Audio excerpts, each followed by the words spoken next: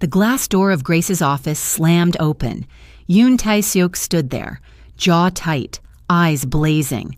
3 of her colleagues froze mid-conversation.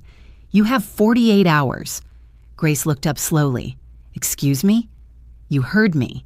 He stepped closer, lowered his voice but not his intensity. 48 hours to go to Mi-jung and apologize for humiliating her. She's carrying my child, Grace. My child. And you treated her like trash. Grace's pen stilled. "She came to my office, Tae-seok. She called me barren in front of my staff. What exactly should I apologize for? Defending myself?" "I don't care what she said." His voice was ice. "You will go to her. You will apologize. Or I swear to God, Grace, I will make the next chapter of your life very difficult." Grace stared at the man she had loved since she was 22, the man she had built everything with, the man whose secret she had protected for 8 years. Something inside her shifted. "Get out of my office, Tae-seok." 48 hours. He straightened his cuffs. "Don't test me." He walked out. Grace didn't blink, didn't cry. She simply opened her drawer and pulled out a folder she hoped she'd never need. If you're sitting there wondering how a woman given 48 hours to beg her husband's mistress ended up engaged to Seoul's most feared mafia boss, then you're exactly where you need to be. If you're new here, subscribe and turn on notifications so you don't miss how this story unfolds. Now, let's rewind. Grace Amara was 22 when she met Yoon Tae-seok. She was a fresh graduate working 2 jobs in Seoul, tutoring English during the day, waitressing at a Nigerian restaurant in Itaewon at night. Her dreams were bigger than her bank account, but she was patient. She had learned patience from her mother, a woman who raised 4 children alone in Lagos before sending Grace abroad on a scholarship and a prayer. Tae-seok walked into the restaurant one rainy Thursday evening, soaked, lost, his Korean features soft with exhaustion. He had just been fired from his father's company, a small construction firm bleeding money. His father blamed him for a failed deal, called him useless in front of the entire staff, told him not to come home until he figured out how to be a man. Grace brought him extra meat in his stew without charging him. She didn't know why. Something about the way he sat there, staring at his hands like they had failed him. "Rough day?" she asked. He looked up. "Rough life." She smiled. "Then eat. Life is easier when your stomach is full." That was the beginning. They became friends first. He would come to the restaurant after closing, help her stack chairs, walk her to the bus stop. He told her about his father's disappointment, his dreams of building something of his own, his fear that he would never be enough. She told him about Lagos, about her mother's sacrifices, about the scholarship that brought her to Seoul, and the pressure she carried to make it all mean something. They were 2 people with everything to prove and nothing to lose. So when Tae-seok said he wanted to start his own construction consulting firm but had no money, Grace opened her savings, every one she had. She gave it to him without hesitation. "You're crazy," he told her. "Maybe, but I believe in you." He kissed her for the first time that night. Within a year, they were married. A small ceremony. Her mother couldn't afford to fly in, so Grace wore a simple white dress and held a bouquet from the flower ajuma near their 1-room apartment. Tae-seok cried when he saw her walk toward him. "I will spend my life making you happy," he promised. And for a while, he did. They built the business together. Grace handled the books. Tae-seok charmed clients. She was the brain. He was the face. They didn't mind. They were a team. When they finally moved into a real apartment, Grace cried on the floor of their empty living room. "We did it," she whispered. "No," Tae-seok said, pulling her close. "You did it. I just followed your lead." Those words would haunt her later. The money grew. The company expanded. They hired staff, moved into a penthouse, drove cars that Grace once thought only existed in dramas. From the outside, they were the dream, the Nigerian woman and the Korean man who built an empire from nothing. But inside, something was missing. A child. They tried for years. Herbs, doctors, prayers, timed schedules that turned intimacy into mathematics. Nothing worked. Grace blamed herself. Her mother assured her that God's timing was perfect. Tae-seok said he didn't mind, that she was enough. But she saw the way he looked at other men's children. She saw the flicker of something dark when his mother asked about grandchildren. She saw him pulling away, slowly, like a man ashamed of his own home. After 7 years, Grace quietly scheduled a fertility test. She went alone. The results came back normal. Her body was fine. So she asked Tae-seok to get tested. He refused. "There's nothing wrong with me," he snapped. "I'm not saying there is. I just want us to know for sure." I said no. But Grace was patient. She had learned patience from her mother, so she waited. And one night, while Tae-seok slept, she found a way. A private clinic, a discreet test. Results sealed in an envelope she hid in her office drawer. Yoon Tae-seok was impotent. His sperm count was nearly non-existent. The doctor explained it gently. It could be genetic, or caused by an untreated infection from years ago. Either way, natural conception was almost impossible. Grace sat in her car for an hour after reading those results. She didn't cry. She didn't scream. She simply folded the paper, placed it in a folder, and drove home. She never told him. She let him believe they were simply unlucky. She let his mother's pointed questions land on her shoulders. She let the world whisper that Grace was the problem, that she was the reason the Yoon name wouldn't continue. She protected his pride, his manhood, his image, because she loved him, and this is how he repaid her. Grace held a grenade for 3 years and never pulled the pin. She watched him blame her, watched the world blame her, stayed silent because she loved him, because she believed love meant protecting someone even when they didn't deserve it. But here's my question to you. Is that love? Or is that a woman slowly disappearing to keep a man whole? I want to hear your answer in the comments. I want to know what you think. And honestly, I want to learn from you too. Because stories like this teach all of us something. Me included. Think about it. Because Grace had to learn the answer the hard way. The day Mi-jung walked into Grace's office, Grace was reviewing contracts for a new development project. Her assistant knocked once before the door burst open. A woman stood there, mid-30s, expensive coat, pregnant belly visible beneath her designer dress. Her makeup was flawless, but her eyes were cruel. "So you're the wife." Grace stood slowly. "Can I help you?" "I'm Mi-jung, but I think you already know who I am." She smiled, one hand resting on her belly. "I just came to see what Tae-seok's been settling for all these years." The office went silent. Grace's colleagues pretended to work, but every ear was tuned to the confrontation. "I think you should leave," Grace said calmly. "Leave? I'm not going anywhere. I'm carrying his heir, the child you couldn't give him." Mi-jung stepped closer. 8 years of marriage and your womb is as empty as your future. She wasn't done. "Do you know what he calls you when we're together? His burden, his obligation. He says he's only stayed this long out of pity." Something cold settled in Grace's chest. Not pain, not shock. Something sharper. "Are you finished?" Grace asked. Mi-jung blinked. "Excuse me?"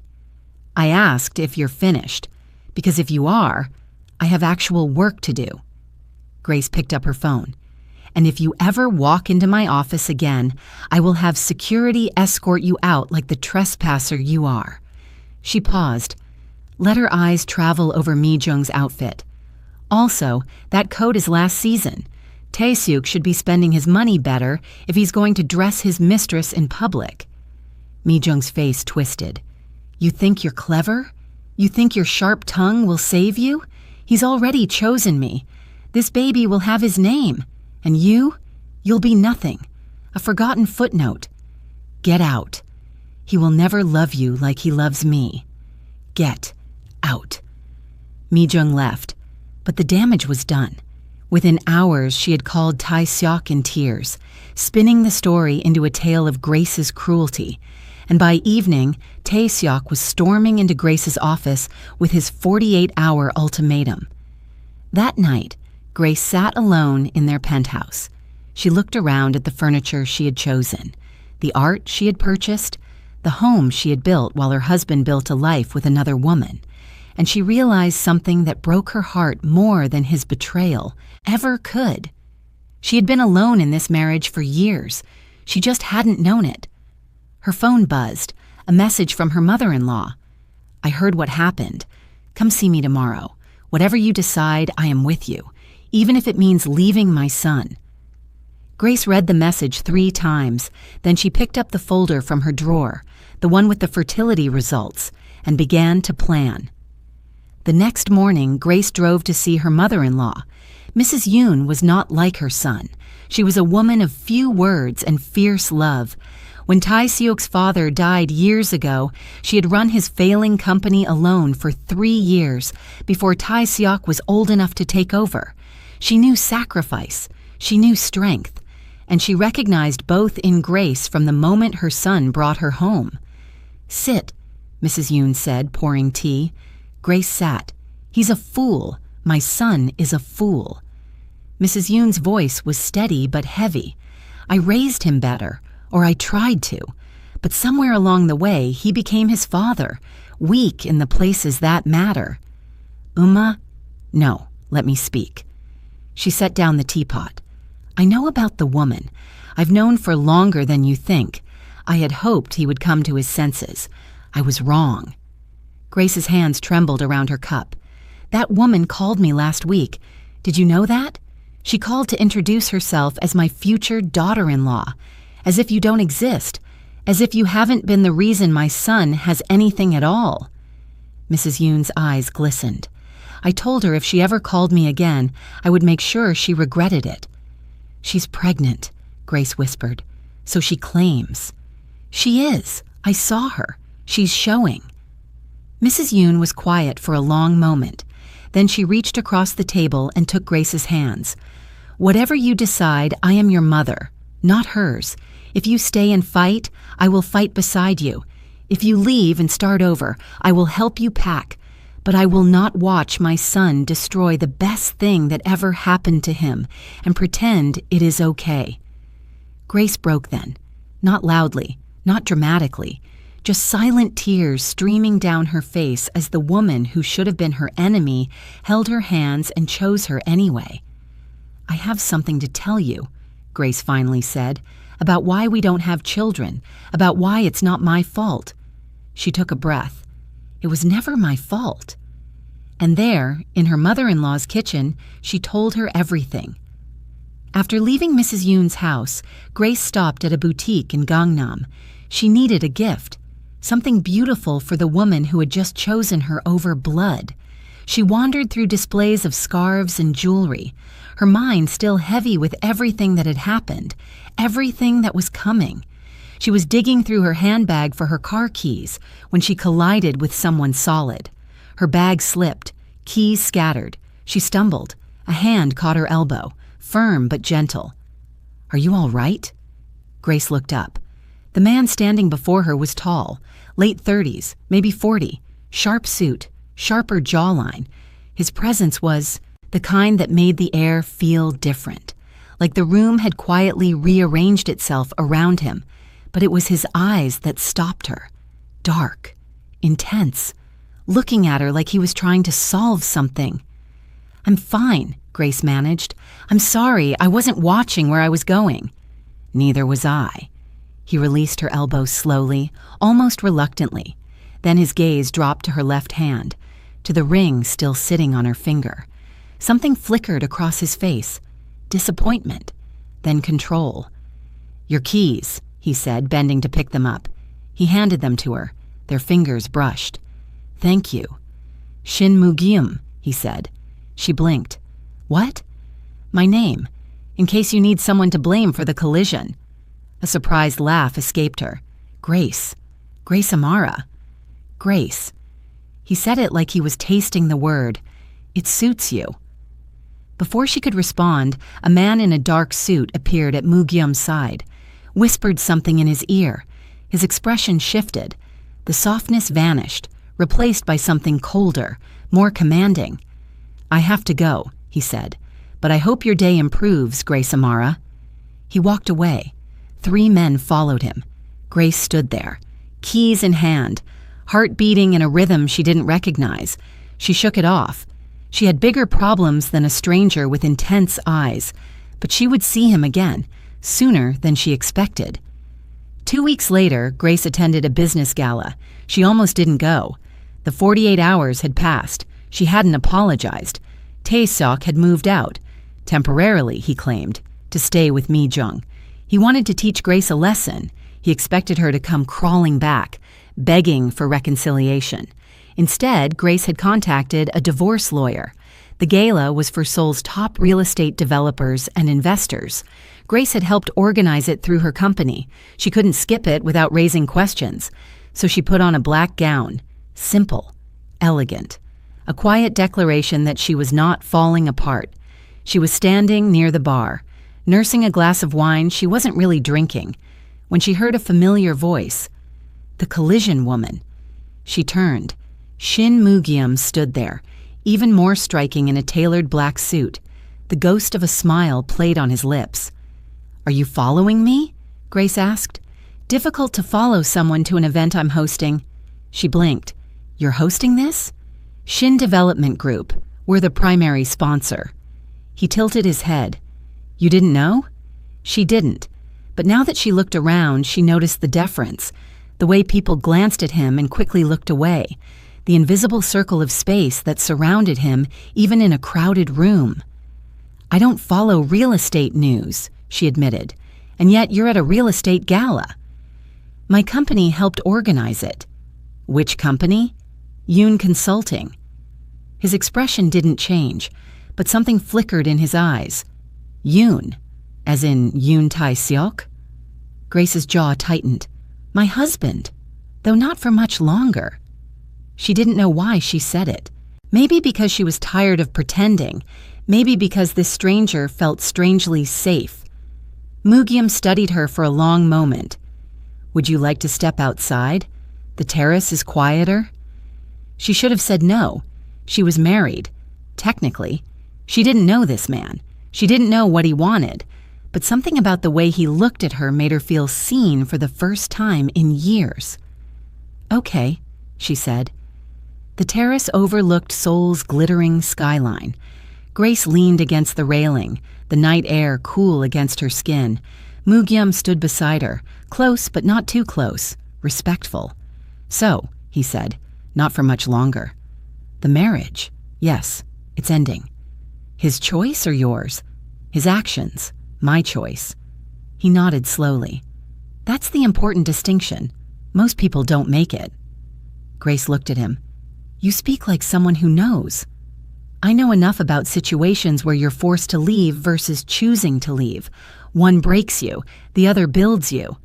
He met her gaze. "You don't seem broken." "I'm not." "No, you're not." The silence between them was comfortable. Strange, given that they were strangers. But nothing about this night felt ordinary. "Why did you invite me out here?" Grace asked. Moo-gyeom was quiet for a moment. Then, "Because you looked like someone who needed a moment where nobody wanted anything from her." Grace felt something crack inside her chest. Not painfully, more like a window opening after years of being sealed shut. "Thank you," she whispered. "Don't thank me yet. I have a confession." She raised an eyebrow.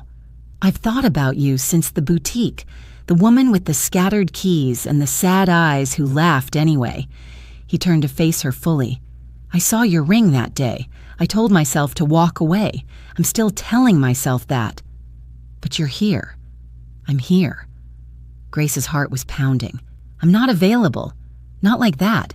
I'm still legally married, and even when I'm not, I don't think I'm ready for—" "I know." He said it gently. "I'm not asking for anything. I just wanted you to know that whatever he made you feel about yourself, whatever his actions told you about your worth, he was wrong." Grace stared at him. This man, this stranger, seeing her more clearly in 10 minutes than her husband had in 8 years. You don't know me, she said. Not yet. The word hung between them. Yet. Grace looked away, back at the skyline. I should go. Can I call you? Not for anything, just to make sure you're all right. She should have said no. Every logical part of her brain screamed no, but she gave him her number anyway. The next few weeks were a blur. Tae-seok's anger grew as he realized Grace wasn't coming back. He had expected tears, pleas, negotiation. Instead, he received divorce papers delivered to Mi-jung's apartment. He called Grace 20 times that day. She answered none of them. His texts ranged from threatening to pitiful. You'll regret this. We can work it out. You're nothing without me. Please, Grace, I made a mistake. She blocked his number. Meanwhile, Mugyum kept his word.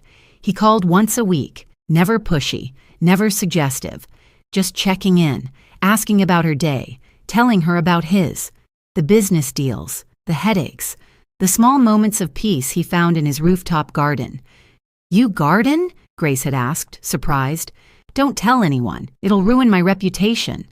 She laughed, a real laugh, the kind she hadn't heard from herself in months.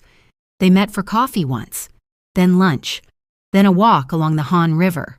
He told her about losing his parents young, building his empire alone, learning that power without purpose was just noise. What's your purpose now? Grace asked. He looked at her for a long moment before answering, still figuring that out. She understood. They were both building something new from the wreckage of what came before. Neither of them knew what it would become. But for the first time, Grace felt like maybe the future held more than just survival. Maybe it held something beautiful. The confrontation came on a rainy Saturday. Grace had returned to the penthouse to collect the last of her belongings. She expected it to be empty. Tae-seok had been staying with Mi-jung for weeks, but he was there, sitting in the living room like he was waiting for her. So it's true, he said as she walked in. You're really doing this. Grace set down her bag. Did you think I wouldn't? I thought you'd come to your senses. He stood, walking toward her. 8 years, Grace.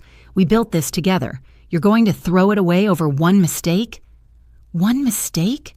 She almost laughed. Is that what you're calling her? One mistake? She means nothing to me, not like you do. She's pregnant with your child, Tae-seok.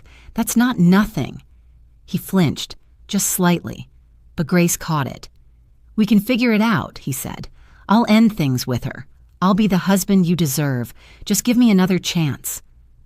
Grace looked at this man she had loved since she was 22, this man she had sacrificed everything for, this man whose secret she had carried like a stone in her chest for years, and she felt nothing. Tell me something, she said quietly. How long? What? Mi-jung, how long has it been going on? He looked away. Grace, how long? Silence. 5 years. The number hit her like a physical blow. 5 years. Their 3rd anniversary. That trip to Jeju where he said he had food poisoning and stayed in the hotel for half their vacation. He was probably on the phone with her the whole time. 5 years, Grace repeated. So when we were struggling to have a child, when I was blaming my body, crying myself to sleep, begging God for answers, you were with her. It wasn't like that. Was she there at the beginning, before we even started trying? He didn't answer, which was answer enough. Grace's voice dropped to something cold. And this baby she's carrying, your miracle child, the heir you're so proud of. What about it? She walked to her bag and pulled out the folder, the one she had kept hidden for 3 years. She held it out to him. What is this? He asked. Open it. He did. She watched his face as he read, watched the confusion, the denial, the slow, terrible understanding. This is a lie, he whispered. It's not. I had you tested, quietly, years ago, after you refused to get checked yourself. Grace's voice was steady now. You're impotent, Tae-seok. Your sperm count is almost non-existent. That child Mi-jung is carrying, it's not yours. It can't be yours. It's biologically impossible. He looked up at her, eyes wild. You're lying. You faked this to what? Hurt you? Grace took a step closer. I've had this for 3 years. I never told anyone. I let your mother ask me why I couldn't give her grandchildren. I let people whisper that I was the problem. I protected your pride, your manhood, your image. Tears were streaming down her face now, but her voice didn't waver. I loved you enough to carry your shame, and you loved me so little that you gave me 48 hours to apologize to a woman who's pregnant with another man's child. Tae-seok staggered backward. The papers fell from his hands. No, he said. No. She showed me the tests. She said it's mine. She lied to you, the same way you lied to me. Grace picked up her bag. Congratulations, Tae-seok. You're about to raise another man's baby while the whole world watches. She walked to the door. And when they ask why your wife left, tell them the truth for once. Tell them you gave her 48 hours to beg your mistress, and she chose herself instead. Grace, wait. Goodbye, Tae-seok. She didn't look back. The rain had stopped when Grace stepped outside. She stood on the sidewalk, breathing in the clean air, feeling lighter than she had in years. The tears were still wet on her cheeks, but she wasn't sad. She was free. A black car pulled up beside her. The window rolled down. Mugyum looked out at her, concern etched on his face. I got your message. Are you okay? She had texted him before going inside, just in case, just so someone knew where she was. I'm okay, she said, and meant it. Get in. I'll take you wherever you need to go. She hesitated. I'm not ready for anything, Mugyum. I wasn't lying about that. I know. He opened the door from inside. But I'm ready to wait, as long as it takes. Grace looked at this man, this stranger who had become something more, who never asked for anything, who simply showed up again and again, offering presents instead of pressure. She got in the car. They drove in silence for a while. Then Mugyum spoke. Where to? Grace thought about it. Her apartment, a hotel, her mother-in-law's house. Somewhere with a view, she finally said. I want to see the city. He smiled. I know just the place. They ended up on the rooftop of his building, his secret garden. Grace stood among the plants, looking out at Seoul spread beneath her like a sea of lights. Mugyum stood beside her, close enough to feel but not touching. It's beautiful, she whispered. It's my favorite place in the world. Why did you bring me here? He turned to look at her. Because you needed to see something beautiful tonight, and because I wanted to share it with you. Grace felt something bloom in her chest. Not love, not yet, but the possibility of it, the space for it. I don't know what I'm doing, she admitted. I don't know who I am outside of that marriage. I spent 8 years being his wife, his partner, his protector. Now I'm just Grace. Just Grace. He said it softly. That's more than enough. She looked at him. You barely know me. I know you protected someone who didn't deserve it. I know you walked away when most people would have stayed and suffered. I know you laugh even when you're sad. I know you see people clearly even when they try to hide. He stepped closer. I know enough to know I want to know more. Grace's heart was pounding. I can't promise anything, she said. I'm not asking for promises. Then what are you asking for? Time. He reached out and took her hand, gently. Just give me time, Grace. Let me prove that not everyone will let you down. She looked at their intertwined fingers. His hand was warm, solid, safe. For the first time in years, she didn't feel like she had to carry everything alone. Okay, she whispered. Time. He smiled, a real smile, the first she had ever seen from him, and it transformed his entire face. They stood there together as the city sparkled below them, two broken people choosing to heal side by side. And if you've made it this far, you already know this isn't the end, it's just the beginning. subscribe, and hit that notification bell because Grace's story is far from over. What happens when Tae-seok discovers who his wife has been spending time with? What happens when Mi-jung's lies finally catch up to her? And what happens when a woman who spent 8 years protecting everyone else finally lets someone protect her? Stay tuned. The best is yet to come. 6 months passed. Grace filed for divorce.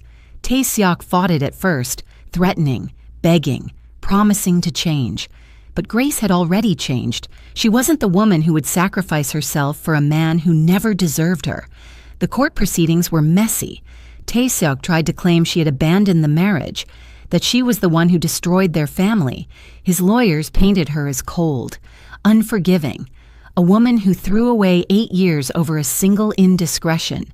But Grace had receipts, bank statements showing money transferred to Mi-jung for years, text messages she had screenshot before Tae-seok could delete them, and the medical report, the one that proved beyond doubt that Yoon Tae-seok could not have fathered Mi-jung's child.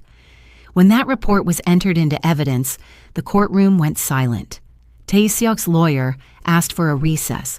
Tae-seok sat frozen, not shocked. He already knew.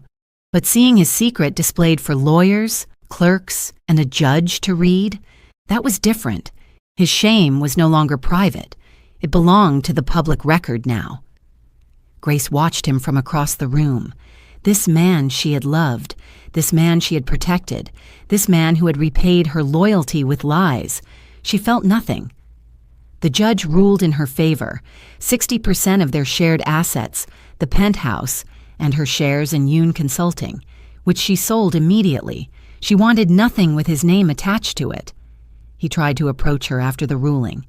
"Grace, please, can we talk?" She looked at him one last time. "We have nothing left to say, Tae-seok. Go raise your child." She walked out of the courthouse. Mugyum was waiting by his car. He didn't say anything, just opened the door for her, let her sit in silence as he drove. When they reached the Han River, he parked. They sat there watching the water.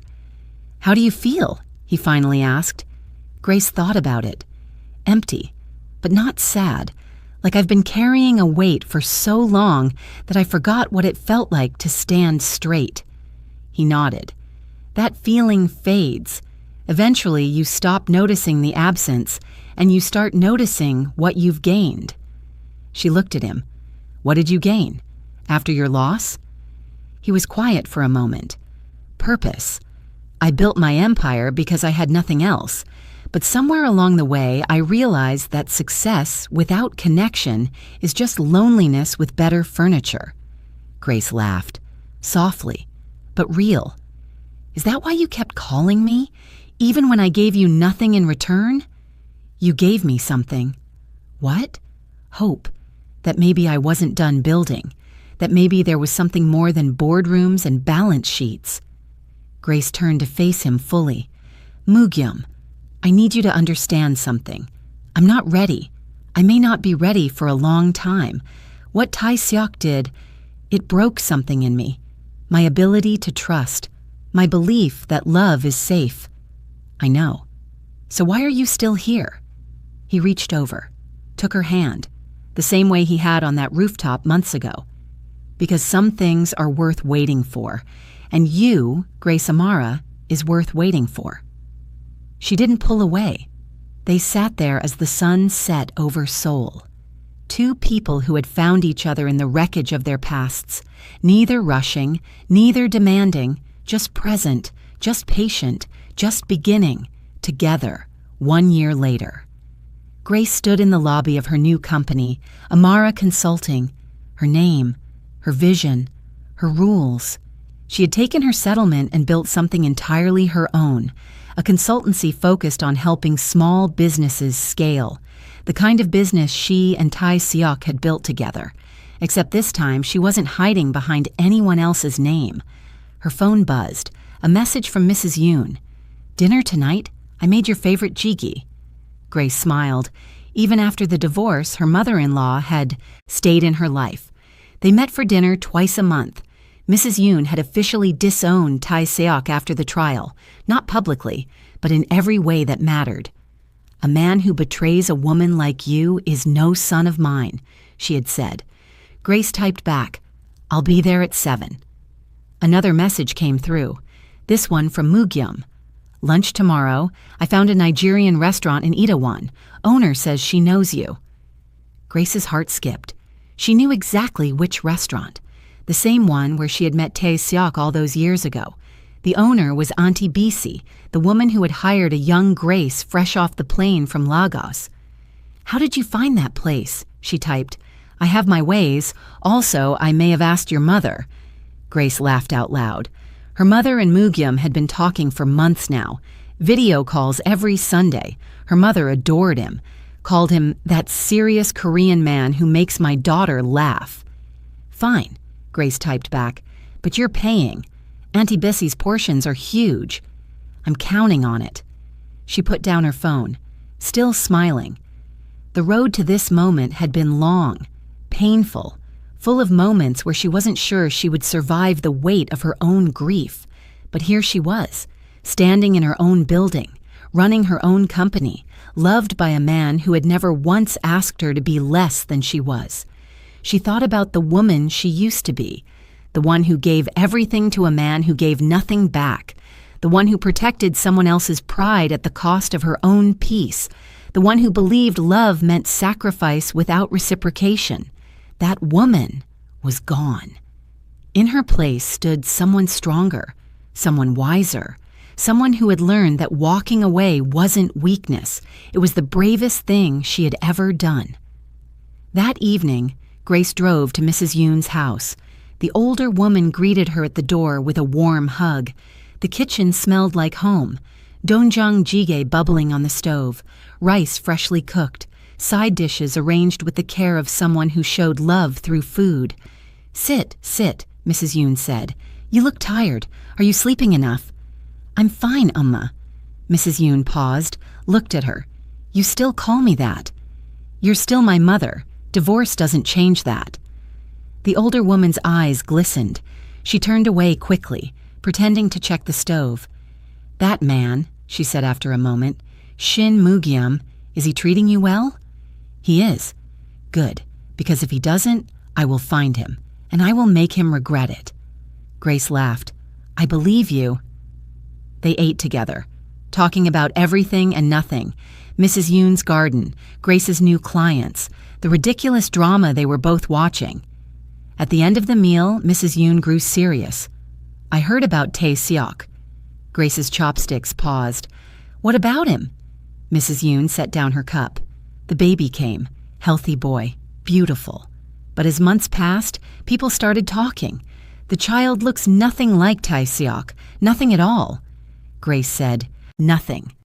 He demanded a paternity test. She refused, cried, threatened. But he pushed until she agreed. Mrs. Yoon paused. "The child is not his. Some businessman from Busan, married, wants nothing to do with her or the baby." Grace exhaled slowly. She tried to spin it, blame Tae Seok, position herself as the victim, but he threw her out. She moved back to Busan, alone, with a child no one will claim and a reputation that follows her everywhere. Mrs. Yoon looked at Grace. "The woman who called you barren, who wore that pregnancy like a crown, she has nothing now." Grace didn't celebrate, didn't gloat. She simply nodded. "Some battles you don't need to fight. You just need to outlast." "I didn't know." "I thought you should, not to gloat, but so you know that the universe has a way of settling accounts." Grace nodded slowly. "I don't wish him suffering, Amma. I just wish him away, out of my thoughts, out of my story." Mrs. Yoon reached across the table, took her hand. "He is out of your story. You wrote a new one, a better one. And that man who waits for you with such patience, he's part of that new story now." Grace squeezed her hand. "Thank you for choosing me. It was the easiest choice I ever made." 3 months later, Grace and Mugyum stood on his rooftop garden. It was their place now, where they came to talk, to be silent. to exist without pretense. The city sparkled below, Seoul at night, a million lives unfolding beneath them. "I need to tell you something," Mugyum said. Grace looked at him. His face was serious, more serious than usual. "What is it?" He reached into his pocket, pulled out a small velvet box. Grace's breath caught. "Before you say anything," he said quickly, "I want you to know that this is not pressure. This is not an ultimatum. This is just me telling you where I stand." He opened the box. A simple ring. Elegant. Understated. Exactly what she would have chosen for herself. "I love you, Grace Amara. I have loved you since you laughed in that boutique with tears still wet on your cheeks. I have loved you through your healing, through your rebuilding, through every moment you weren't sure you could trust again." His voice was steady, but his hands were trembling. "I'm not asking for an answer tonight. I'm not asking for anything except permission to keep waiting, keep showing up, keep being the man who never lets you down." He closed the box, held it out to her. "Take this. Keep it. And when you're ready, if you're ever ready, you let me know." Grace stared at the box in her hands. This man, this patient, steady, impossible man. She thought about Tae-seok, about promises made and broken, about trust shattered and rebuilt. She thought about the woman she used to be, and the woman she had become, and she realized something. She wasn't afraid anymore. "Mugyum." "Yes?" She opened the box, took out the ring, looked at it glittering in the city lights. Then she held it, out to him. "Put it on me." His eyes widened. "Grace, I'm ready. I don't know when it happened. Maybe tonight. Maybe months ago. But I'm ready." He took the ring, his hands still trembling, slid it onto her finger. It fit perfectly. "You're sure?" he whispered. "I've never been more sure of anything in my life." He pulled her close, kissed her forehead, her cheeks, her lips. And there, on that rooftop garden, surrounded by plants he had grown with his own hands, they held each other. Two people who had been broken, two people who had found each other, two people choosing to build something new, together. But not everyone was happy about it. Word travels fast in Seoul, especially when it involves Shin Mugyum. Within a week, whispers spread through every boardroom and back alley in the city. The chairman of Shin Development Group was engaged to a divorced woman, a foreigner, the ex-wife of Yoon Tae-seok. Most people knew better than to comment. Tae-seok was not most people. He heard the news from a former client, a man who couldn't resist twisting the knife. "Your ex-wife? She's marrying Shin Mugyum. You know who that is, right? The man who owns half of Gangnam? The man whose name makes prosecutors nervous?" Tae-seok laughed, thought it was a joke. Then he searched online, found the photos. Grace at a charity gala, Mugyum's hand on the small of her back, the way she leaned into him, comfortable, safe, happy. Something inside Tae-seok cracked. This was the woman who was supposed to come crawling back, the woman who was supposed to crumble without him, the woman he had discarded like old furniture. And now she was standing beside a man who could buy and sell Tae-seok 100 times over. He couldn't accept it. He showed up at Grace's office 3 days later. She was reviewing contracts when her assistant knocked. "Ms. Amara, there's someone here to see you. I told him you were busy, but he won't leave." Grace looked up. "Who is it?" Before her assistant could answer, Tae-seok pushed past her, walked in like he still had the right. Grace. She didn't flinch, didn't stand, just looked at him the way one looks at an unexpected stain on a clean floor. "You should leave, Tae-seok. I need to talk to you. We have nothing to talk about." "You're marrying him?" His voice cracked. "Shin Mugyum? Do you know what people are saying about me? They're laughing at me, Grace. My ex-wife marrying a man like that. Do you know how that makes me look?" Grace leaned back in her chair. "How it makes you look." "Yes. You came to my office, interrupted my work, to tell me that my engagement is inconvenient for your reputation. That's exactly what you said. Tae-seok ran his hands through his hair. He looked thinner than she remembered, worn, the tailored suits replaced by something off the rack, the confidence replaced by desperation. Grace, please, I made a mistake. I know that now. Mi-jung, she was a mistake. The whole thing was a mistake. I was stupid. I was blind. But I never stopped loving you. Grace was quiet for a long moment. Then she laughed. Not cruelly, not bitterly. Just the exhausted laugh of a woman who had finally stopped carrying weight that was never hers. You don't love me, Tae-seok. You loved what I did for you. You loved that I made you look successful. You loved that I protected your secrets and asked for nothing in return. She stood, walked around her desk, stood in front of him. But me, the actual woman? You never saw her. You never asked about her dreams, her fears, her loneliness. You just took and took until there was nothing left. That's not true. It is true. And the saddest part is that I let you. For 8 years, I let you. Because I thought that was love. She shook her head. But I know what love looks like now. It looks like a man who waits without demanding, who shows up without expecting, who sees me, really sees me, and still chooses to stay. She stepped back. That man is not you. It was never you. Tae-seok's eyes were wet. Grace, go home, Tae-seok. There's nothing for you here. He didn't move. I said go. Her voice was steel now. No anger, just finality. Tae-seok looked at her for a long moment, searching for the woman who used to soften for him, the woman who used to forgive, the woman who used to stay. She was gone. He walked out. Grace returned to her desk, picked up her pen, continued reviewing contracts. Her hands didn't shake. The wedding was small, held in the garden where he had proposed. Only the people who mattered.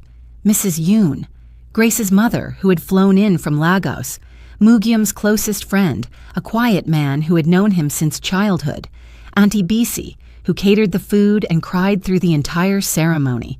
Grace wore white, simple, elegant, a nod to that first wedding years ago. But this time, it was different. This time, the man waiting for her deserved her. Mugyum cried when he saw her walk toward him. He didn't hide it, didn't pretend to be unmoved. You're beautiful, he said. You're crying. I'm allowed. It's my wedding. She laughed, took his hands. The officiant spoke. They exchanged vows, simple words, honest words. I promise to show up, every day, in small ways and large. I promise to never make you carry my burdens alone. I promise to protect your peace the way you protected everyone else's. That was Mugyum. Grace took a breath. I promise to trust you, even when it's hard. I promise to build with you, not for you. I promise to love you without losing myself. And I promise to let you in, all the way in. No walls, no secrets, just us. The rings were exchanged. The kiss was long. And when they turned to face their small gathering, Grace saw her mother crying, Mrs. Yoon beaming, Auntie Bisi already packing leftovers for them to take home. This was family, not by blood, but by choice. Later that night, Grace stood on the rooftop garden. Her garden, now their garden. Mugyum came up behind her, wrapped his arms around her waist, rested his chin on her shoulder. What are you thinking about? He asked. Grace looked out at the city. Seoul, the place that had broken her and rebuilt her. I'm thinking about the woman I was when I first came here.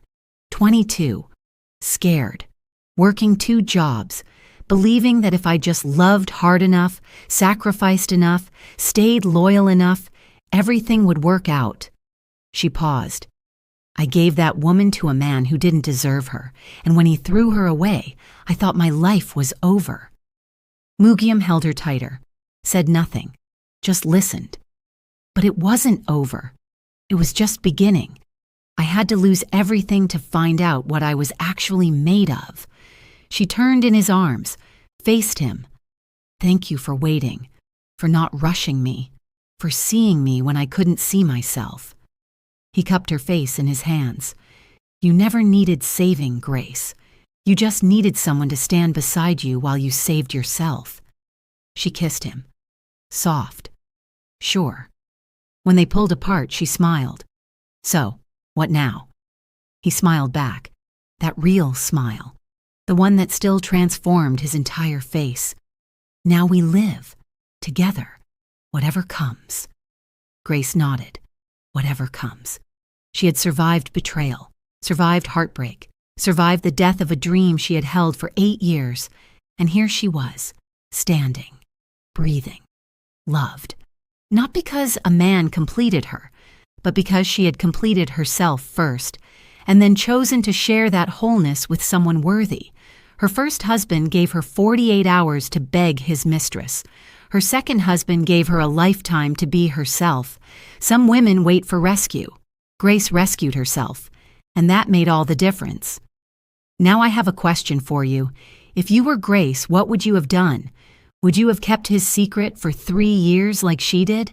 Would you have walked away the moment you found out about the affair? Or would you have exposed him right there in front of everyone? There's no right or wrong answer. I just want to know what you think. Drop it in the comments. Let's talk about it. And before you go, where are you watching from? Drop your location in the comments. We love hearing from you. Thank you for staying until the end. If this story touched something in you, hit that subscribe button and turn on notifications, because there are more stories like this coming. Stories about women who rise, women who walk away, women who choose themselves. I'll see you in the next one.